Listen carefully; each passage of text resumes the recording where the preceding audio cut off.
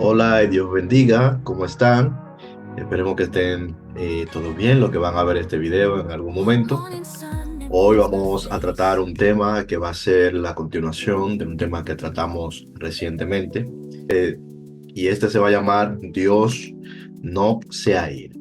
El tema que vimos anteriormente fue que Dios no es celoso. Y ahora vamos a hablar de la ira de Dios y vamos a decir que Dios no se aira. Igual que en el pasado tema, si nos llevamos solamente de lo que dice el texto bíblico, evidentemente hay muchos textos bíblicos que dicen que de hecho Dios se aira. Pero nosotros vamos a profundizar un poquito más en esto y vamos a dar nuestra opinión sobre lo que pensamos al respecto. Pero primero vamos a hablar en sí de lo que es la ira o de qué tipo de ira es de la que estamos hablando, a lo que nos estamos refiriendo. Para empezar, vamos a decir que evidentemente no somos psicólogos, no somos personas que trabajamos con salud mental, a pesar de que aquí vamos a mencionar, o más bien vamos a leer algunos aspectos que tienen que ver con la ira y con el control de la ira, muy sencillos, muy generales. De manera que esto nos sirve como una guía, como si fuese algo profesional, de un profesional de la salud mental que estuviera hablando de ello, sino como alguien que está leyendo algunas ideas generales y dando su opinión. ¿De acuerdo? Entonces vamos a hablar de lo que es la ira. La ira, la cólera, el enfado, la rabia, el enojo o la furia es una emoción que se expresa a través del resentimiento o de la irritabilidad. Los efectos físicos de la ira incluyen el aumento del ritmo cardíaco por lo regular, el aumento de la presión sanguínea y de los niveles de adrenalina.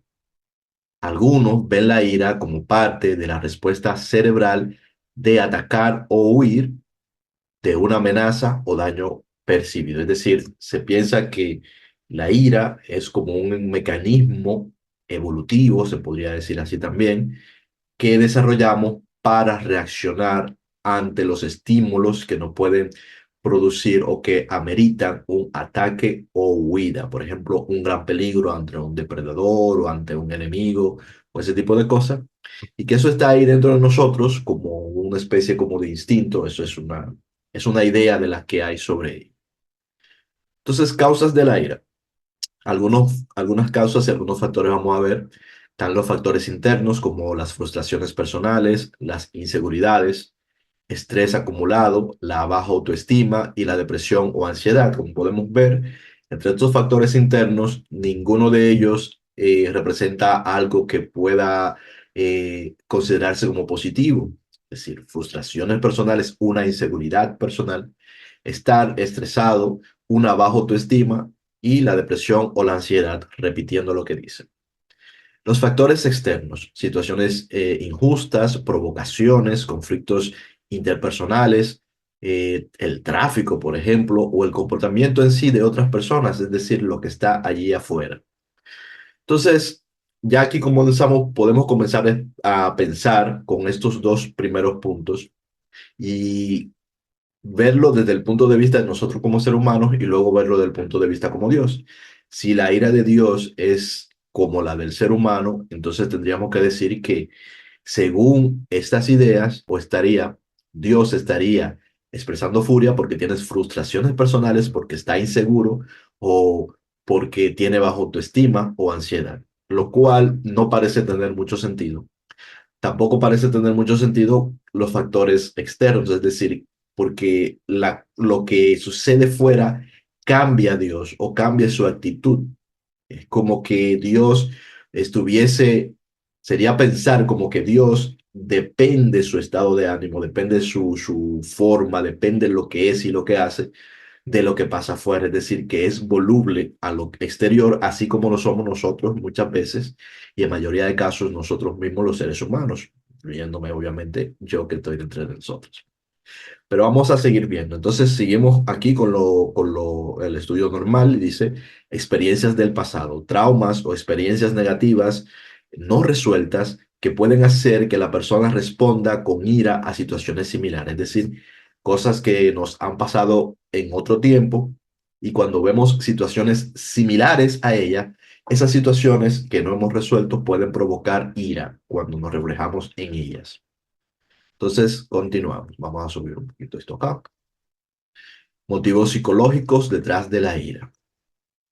Mecanismo de defensa, como ya habíamos visto, muchas veces la ira surge como una forma de protegernos de emociones más vulnerables como el miedo, la tristeza o el dolor. Es decir, la respuesta a veces ante el miedo es la ira. A veces una respuesta ante una tristeza que no podemos manejar también es la ira.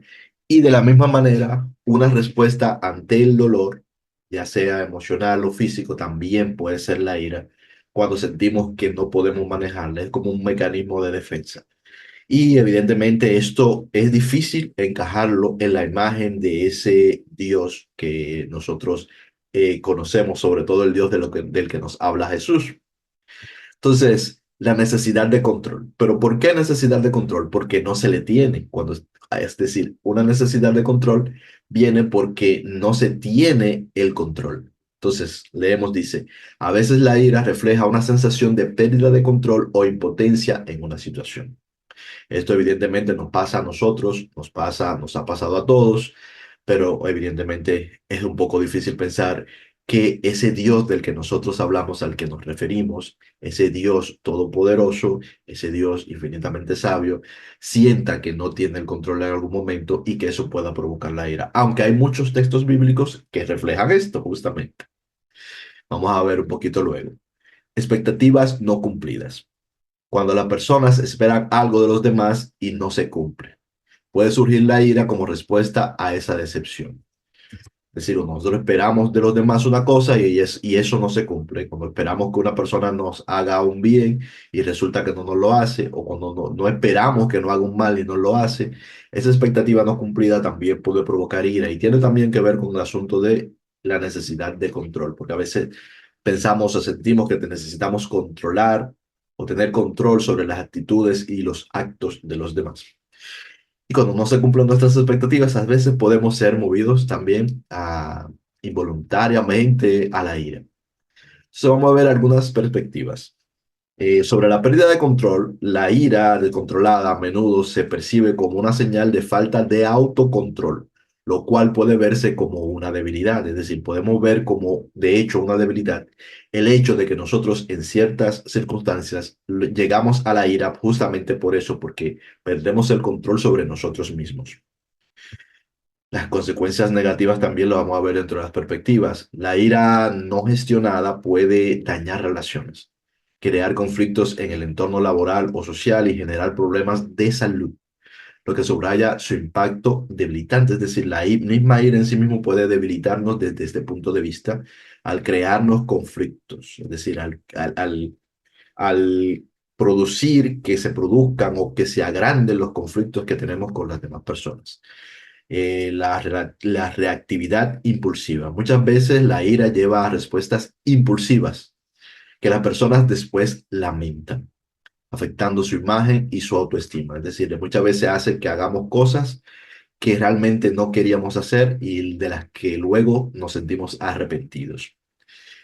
Eso nos pasa a nosotros, claro, a todos nos ha pasado o a la mayoría de nosotros nos ha pasado, pero también vemos que en los textos bíblicos se nos presenta un Dios que parecería tener este tipo de debilidades, cuando incluso en el Génesis nos dice que Dios se arrepintió de haber creado ser humano y que se arrepiente de haberlo puesto y que por eso entonces viene su ira para raer a todos los seres humanos de la tierra, porque se arrepiente y se apesedumbra en gran manera, es decir, como que se deprime ese Dios.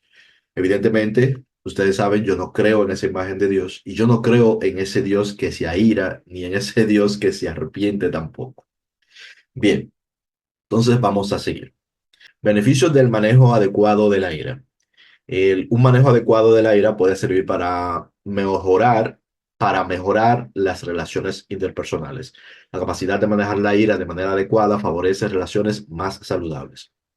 También mejora en la salud física y emocional, reduce el estrés, mejora el bienestar general y disminuye riesgos de problemas de salud relacionados con el estrés, como los riesgos del sistema nervioso, del sistema cardíaco, etcétera, y algunas otras afecciones que pueden venir también por no tener un buen manejo de estas cosas emocionales. Un mayor control personal también. Una mejor gestión de la ira fomenta la sensación de control personal y empoderamiento. Nos da lo que sería esa sensación o esa ejecución realmente, o esa puesta en escena de una templanza. Es decir, nos lleva a esa templanza. Nosotros entendemos que nuestro Dios, de hecho, tiene esa templanza. ¿Por qué? Porque ese Dios que nos enseña Jesús, justamente, no tendría ninguna razón por la que airarse, porque primero, no debería de tener falsas expectativas porque todo lo sabe. No debería de esperar más del ser humano, ni tendría que arrepentirse de haberlo creado porque nos ama. Si hubiese arrepentido, es porque no nos amase. Entonces, Dios ama al ser humano. Ese Dios que nos presenta a Jesús ama al ser humano. Por lo tanto, no está arrepentido de habernos creado, ni está arrepentido de habernos puesto sobre la tierra. Ese Dios que Jesús nos presenta no está deprimido, ni está inseguro de sí mismo. Ese Dios no tiene cosas que realmente le muevan a la ira. Y evidentemente lo estamos antropoformizando demasiado, porque le estamos dando todas nuestras características y todas nuestras faltas y nuestras debilidades. De alguna manera, en la cultura general del cristianismo y de otras religiones abrahámicas, se ha creado a ese Dios que tiene todas las debilidades del ser humano, como los dioses de muchos de los pueblos paganos. Entonces, vamos a leer un poco sobre este Dios de ira. Por ejemplo, en Números 11:1 nos habla, el contexto del que nos habla es de que el pueblo de Israel se queja en el desierto porque no habían comido carne, ¿cierto? Entonces dice, en ese versículo dice, aconteció que el pueblo se quejó a Dios, a Jehová Dios, y lo oyó Jehová, y ardió su ira. Es decir, el Dios habría ardido su ira porque escuchó lo que murmuraba el pueblo, porque estos son factores externos. Es decir, se supone que este Dios que nos presentan estos textos, por unos factores externos, por lo que el pueblo está hablando, cambia su estado de ánimo. Bien, dice que se encendió en ellos el fuego de Jehová y consumió uno de los extremos del campamento. Es decir, que una gran parte de los israelitas, según este texto, habrían sido matado por este Dios, eliminado por este Dios, porque se encendió la ira, porque perdió el control, simplemente porque por estos factores externos, lo que está diciendo la gente allí afuera. Entonces, vamos a leer en Jeremías 7:20, nos dice en el contexto, Dios advierte a Judá sobre la idolatría, es decir, se supone que sería Dios diciéndole al pueblo de Judá, a los del reino de Judá, que no idolatren, es decir, que no lo muevan a celos, como vimos en un estudio anterior. En el versículo dice, por tanto, así ha dicho Jehová el Señor.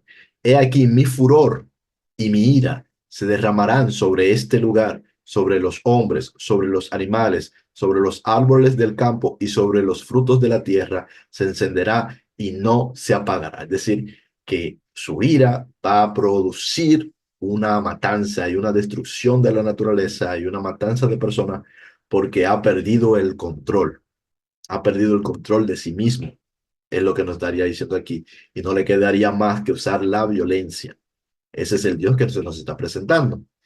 Entonces, Dios de la ira, en el Nuevo Testamento también se mencionan cosas sobre esto. Por ejemplo, en Juan 3:36 dice, el que cree en el Hijo tiene vida eterna, pero el que rehúsa creer en el Hijo no verá la vida, sino que la ira de Dios está sobre él.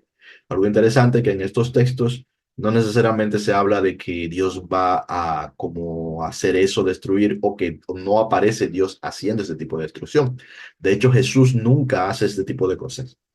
Jesús nunca elimina físicamente a una persona, es decir, no mata, sino que resucita.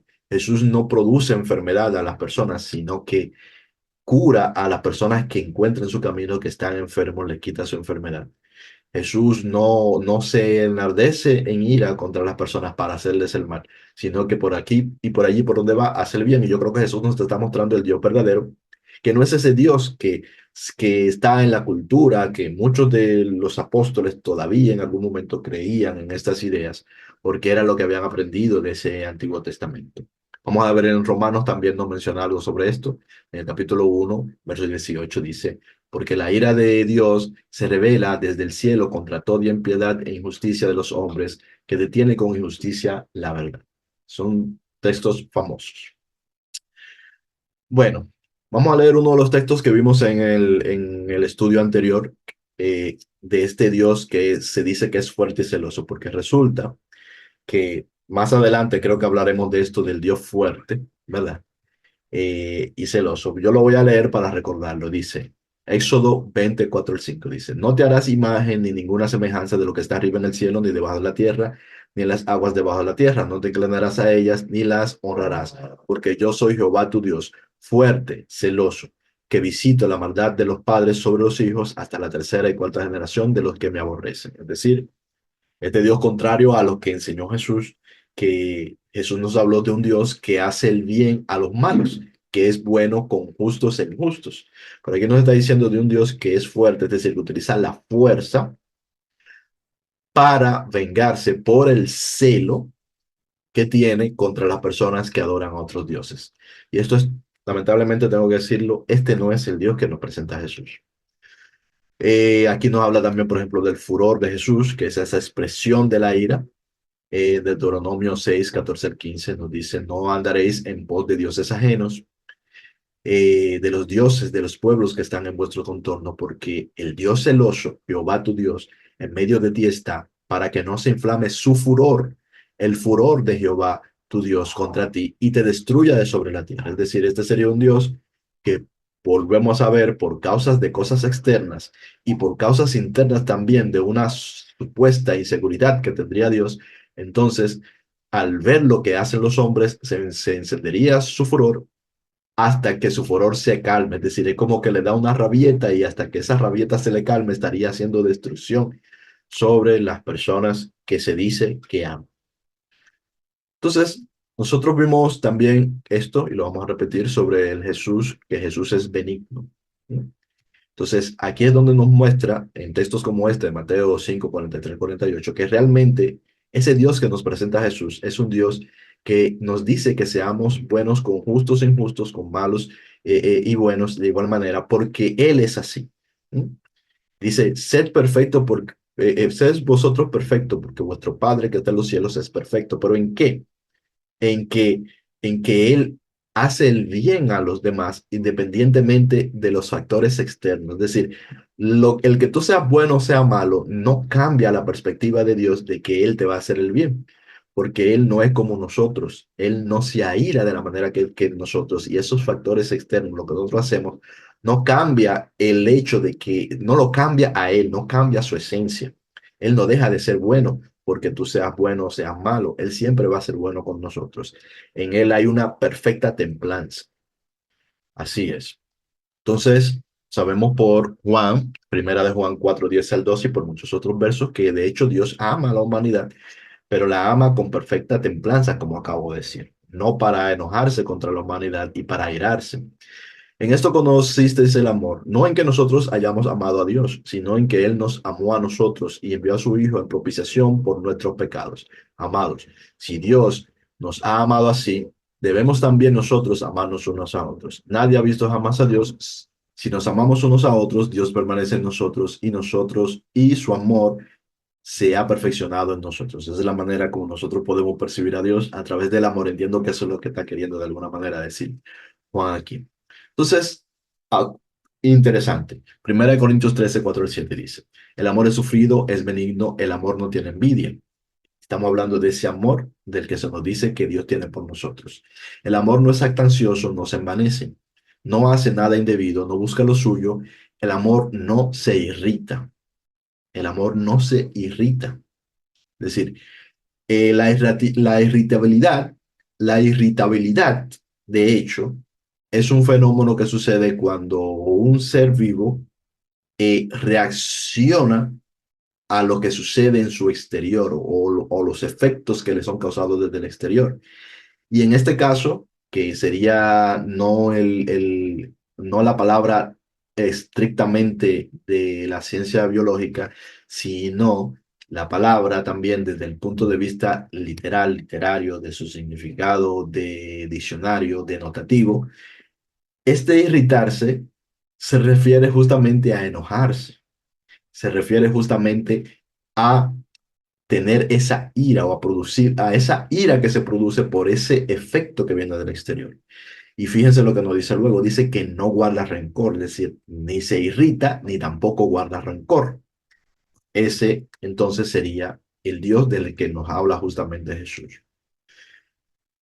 En algunos textos del Antiguo Testamento nos dice que Dios es tardo para la ira, como en este dice, pasando Jehová por delante de él, proclamó, Jehová, Jehová fuerte, misericordioso y piadoso, tardo para la ira y grande en misericordia y verdad. La realidad es que no solo es que es tardo para la ira, y esto es lo que yo quiero comunicarles. Realmente Jesús nunca se aira.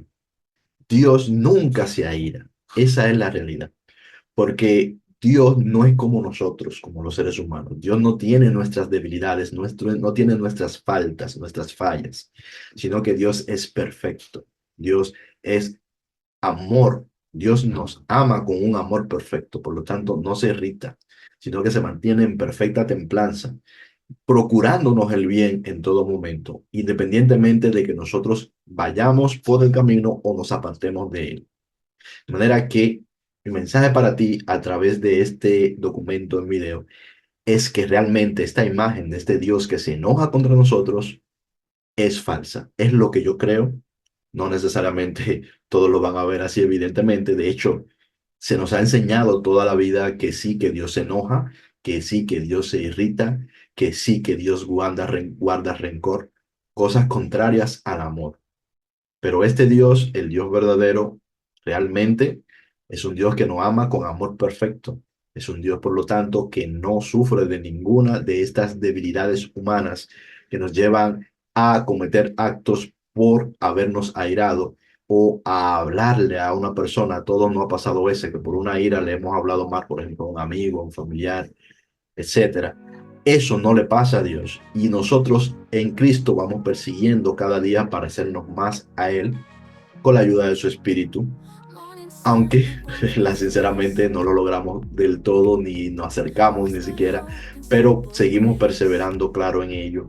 Y tenemos confianza en Cristo Jesús que cuando Él nos levante y nos transforme, habremos pasado de esas debilidades de hoy a ser como Él, a poder mirarle cara a cara, a poder recibir de Él la perfecta armonía los unos con los otros y a salir de estas situaciones que tenemos como seres humanos en las que nos dejamos muchas veces llevar. Entonces, Dios les bendiga mucho. Nos vemos en algún otro video. Chao. Recuerden dejar sus preguntas y sus comentarios. Si les parece bien, también tienen la opción también de compartir este contenido si les parece bueno, si les parece que le puede servir a alguien. Ahí nos vemos. Chao. Dios les bendiga.